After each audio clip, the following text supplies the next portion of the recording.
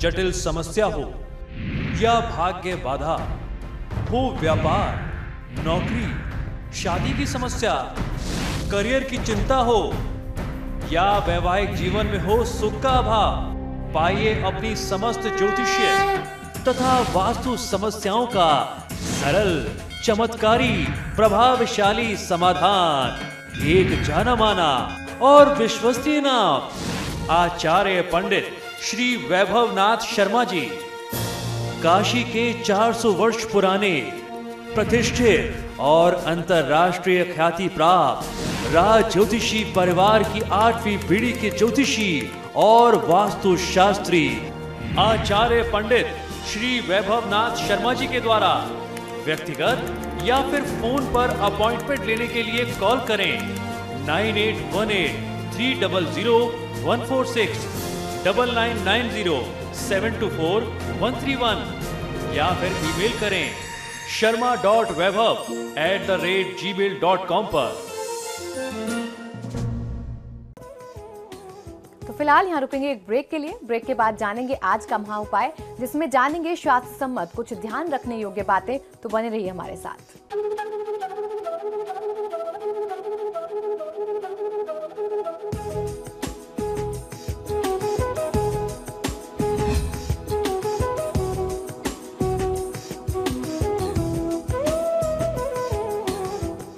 Break के बाद आपका स्वागत है। चलिए अब जानते हैं क्या है आज का महा उपाय।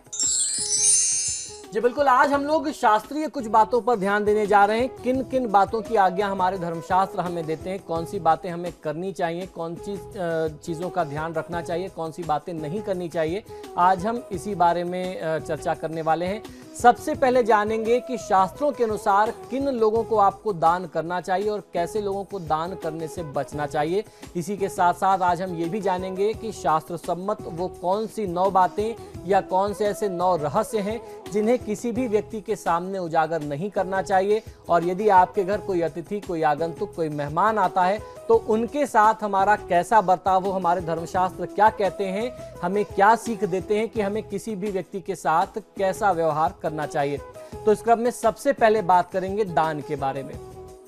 दान की महिमा तो हम सब जानते हैं। कहते हैं कि दान पुण्य हमेशा संकट में आड़े आता है, यानी आप दान अगर करते हैं तो इससे शुभता आपको प्राप्त होती है। लेकिन पुराणों में वर्णित है कि 9 प्रकार के ऐसे लोग हैं जिन्हें दान कभी भी किसी भी परिस्थिति में नहीं दिया जाना चाहिए। अगर आपने इन्हें दान दे दिया तो आपका दान व्यर्थ है, यानी निष्फल है, उसका कोई आपको फल नहीं मिलेगा। अतः इन 9 लोगों को कुछ भी दान देने से बचना चाहिए, और अगर दे दिया है तो मान करके चलें कि आपका दान व्यर्थ है, बेकार ही जाएगा। 9 प्रकार के ऐसे दान भी होते हैं जो निष्फल हो जाते हैं, जबकि दूसरी ओर 9 प्रकार के ऐसे दान होते हैं जो कभी भी असफल नहीं होते। किसी भी परिस्थिति में अगर आप इनको दान करें, इनकी सहायता करें तो उसका शुभ फल आपको मिलना ही मिलना है। तो आज हम लोग जानेंगे कि कौन है ये 9 लोग जिन्हें दिया हुआ दान कभी व्यर्थ नहीं जाता, और कुछ ऐसे लोग जिन्हें आप कुछ भी दान दें तो वो व्यर्थ ही हो जाता है। आइए जानते हैं। 9 प्रकार के वे लोग जिनको जो भी दान दिया जाता है वे सफल एवं अक्षय होता है। तो आइए जानते हैं ऐसे 9 लोग कौन हैं जिनको दिया हुआ दान हमेशा आपके बुरे वक्त में काम आता है। सबसे पहले माता, फिर पिता, तीसरे नंबर पर, तीसरे क्रम पर आते हैं आपके गुरु। अगर आप अपनी गुरु सेवा करते हैं, गुरु दक्षिणा देते हैं, इनको समय समय पर दान देते हैं, इनकी पूजा आराधना करते रहते हैं, तो इनकी कृपा से आपके बुरे समय में आपको लाभ मिलता है। इसके बाद मित्र, फिर आता है विनयी व्यक्ति, यानी जो बहुत सौम्य हो, बहुत विनयशील हो, बहुत सॉफ्ट स्पोकन हो, सज्जन व्यक्ति हो, उसकी सहायता आपको करनी चाहिए। इसके अलावा परोपकारी मनुष्य, जो दूसरों का उपकार करने वाला है, अगर कभी उसकी सहायता की आवश्यकता पड़ जाए तो आपको ऐसे लोगों की सहायता करने से पीछे नहीं हटना चाहिए। दीनहीन व्यक्ति, अनाथ और सज्जन व्यक्ति की आपको सहायता अवश्य करनी चाहिए। तो ये तो बात रही कि किन 9 लोगों को आपको दान करना चाहिए। आइए अब जानते हैं कौन से 9 प्रकार के ऐसे व्यक्ति हैं जिन्हें कुछ भी दिया जाए तो वह निष्फल हो जाता है। इन 9 प्रकार के लोगों को हमेशा कोई भी दिया हुआ दान बेकार होता है। हमारे धर्मशास्त्र कहते हैं कि धूर्त, बंदी, मूर्ख, अयोग्य, इन लोगों को अगर आप कोई दान करते हैं, चिकित्सक, जुआरी, शठ यानी स्वभाव से दुष्ट, धोखेबाज, मूर्ख, आलसी, चाटुकार, चारण यानी भाण, नाच गान करने वाले, या चोर, इन लोगों को अगर आप किसी भी प्रकार का दान करते हैं तो वो सदैव निष्फल होता है। अब बात कर लेते हैं कि कौन सी 9 बातें जो आपको किसी भी व्यक्ति के सामने किसी भी परिस्थिति में उजागर नहीं करनी चाहिए। आपको अपनी बातें, गुप्त बातें बतानी नहीं चाहिए। हर व्यक्ति के जीवन में कुछ रहस्य होते हैं जिन्हें वे हमेशा छुपा करके रखते हैं। हमारे शास्त्रों में भी ऐसा कहा गया है कि 9 प्रकार की ऐसी ही बातें हैं जिन्हें जब तक अनिवार्य ना हो किसी भी व्यक्ति को आपको बताना नहीं चाहिए। तो आइए जानते हैं कि वो कौन सी 9 परम गोपनीय बातें हैं जो गृहस्थ लोगों को किसी भी व्यक्ति के सामने प्रकट नहीं करनी चाहिए। सबसे पहली अपनी आयु, फिर उसके बाद धन, अपने घर का कोई भेद, जो मंत्र आप जाप करते हैं उस मंत्र को आपको किसी व्यक्ति के सामने उजागर नहीं करना चाहिए। मैथुन, उसके अलावा औषधि, कौन सी दवा आप प्रयोग में ले रहे हैं, तप, दान तथा अपमान, किस परिस्थिति में कहां पर आपका अपमान हुआ या कैसा अपमान आपको बुरा लगता है, कैसी परिस्थिति आपको बहुत ज्यादा डिप्रेसिंग लगती है, यह आपको किसी के सामने बताना नहीं चाहिए। अब जानते हैं कि आतिथ्य की दृष्टि से अच्छी बातें, 9 खास बातें वो कौन सी हैं। अतिथि को हमारी संस्कृति में भगवान माना गया है। आतिथ्य की इसी गौरवमयी परंपरा से जुड़ी कुछ खास शास्त्रीय बातें आज हम आपको बताने जा रहे हैं। ये 9 बातें सभी के लिए बहुत मंगलकारी और उन्नति कराने वाली होती हैं। सबसे पहले वो 9 बातें जानेंगे जब कोई हमारे घर मिलने आए। अगर आपके घर कोई अतिथि आता है, आपसे मिलने के लिए आता है, तो आपको बहुत सौम्य मन से मिलना चाहिए, बहुत सौम्य दृष्टि से मिलना चाहिए। आपकी आंखों से भी कोई किसी भी प्रकार का गुस्सा उस व्यक्ति के ऊपर या अप्रसन्नता नहीं प्रदर्शित होनी चाहिए। आपका जो मुखमंडल है, आपका आभा मंडल है, आपकी जो फेशियल एक्सप्रेशन है, ये बहुत सौम्य होना चाहिए। सौम्य मुख से आप मिलें और सौम्य वचन, मीठे वचन बोल करके आपको मिलना चाहिए।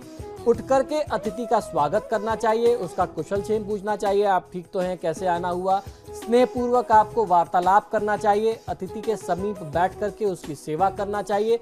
जब वह जाने लगे तो उन्हें विदा करने के लिए, उनको छोड़ने के लिए आप पीछे पीछे उनके साथ दरवाजे तक जाएं।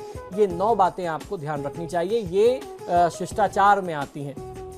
अब जानते हैं कि 9 कौन सी बातें हैं जब कोई अतिथि कुछ समय के लिए हमारे घर रहने आता है। जब कोई रिश्तेदार हमारे घर रहने आता है तो उस समय आपका जेस्चर क्या होना चाहिए, आपकी बॉडी लैंग्वेज, आपका व्यवहार क्या हो, आइए ये जानते हैं। अतिथि को रहने के लिए आपको स्थान देना चाहिए। उनको आप शुद्ध जल पीने के लिए प्रदान करें, उनको आप जल की व्यवस्था रखें, आसन बिछा करके पैर धोना चाहिए। तेल उपटन, नहाने की सारी व्यवस्था जो पुराने समय में होती थी, उन जो भी पुरानी समय के हिसाब से है, ये शास्त्रों की बातें, तो आज के युग के हिसाब से आप उनके नहाने, रुकने, रहने की सारी व्यवस्था करें। एकदम खुश मन से उनको आपको अपने यहाँ आश्रय और प्रश्रय देना चाहिए। सोने के लिए अच्छे से उनको आप शैया की व्यवस्था करें, उनके भोजन की व्यवस्था करें और समय समय पर उनके जलपान की व्यवस्था, यानी आप अतिथि से पूछते रहें कब उनको चाय चाहिए, कब उनको पानी चाहिए, उनका सत्कार आपको करना चाहिए। इस प्रकार से इन बातों को आपको ध्यान रखना है। आपको ये ध्यान रखना है कि अतिथि कभी भी आपके घर में भूखा ना सोए, ये बहुत आवश्यक होता है। इन बातों को आप ना भूलें। तो अतिथि देवो भव के आज मंत्र हमने जाने कि किस तरीके से अपने अतिथि को प्रसन्न रखना चाहिए। फिलहाल आचार्य जी, आपका बहुत बहुत शुक्रिया। जी धन्यवाद।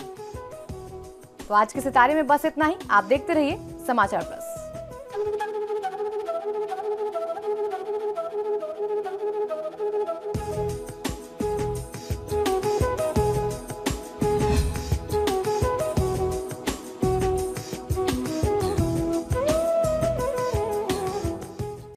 जटिल समस्या हो या भाग्य बाधा हो, व्यापार, नौकरी, शादी की समस्या, करियर की चिंता हो या वैवाहिक जीवन में हो सुख का अभाव, पाइए अपनी समस्त ज्योतिषीय तथा वास्तु समस्याओं का सरल, चमत्कारी, प्रभावशाली समाधान। एक जाना माना और विश्वसनीय नाम, आचार्य पंडित श्री वैभवनाथ शर्मा जी।